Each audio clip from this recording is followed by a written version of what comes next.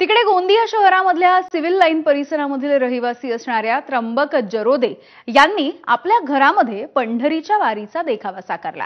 शिवाय पंढरपूरच्या विठ्ठल मंदिराचा देखावा सुद्धा त्यांनी साकारलाय। गोंदिया ते पंढरपूर असा मार्ग दाखवत त्यावरती वारीमधले वेगवेगळे प्रसंग सुद्धा त्यांनी साकारलेत। आपण बघू शकता या देखाव्यामध्ये गोंदिया शहराचा जयस्तंभ चौक दाखविण्यात आली आहे आणि या जयस्तंभ चौकापासून तर पंढरपूर पर्यंतचा जो अंतर आहे तो 950 किलोमीटर इतका असून या मार्गावरून वारकरींचे विविध प्रसंग या ठिकाणी दाखविलेले आहेत। जे एकादशीची जी वारी असते त्या वारीचे वेगवेगळे प्रसंग या विविध मार्गांवर दाखविण्याचा प्रयत्न या ठिकाणी या माध्यमातून करण्यात आलेला आहे आणि अतिशय सुंदर अशी गणपती बाप्पाची मूर्ती देखील या ठिकाणी स्थापित करण्यात आलेली आहे। आपल्यासोबत स्वतः बोलण्यासाठी त्र्यंबक दादा आहेत।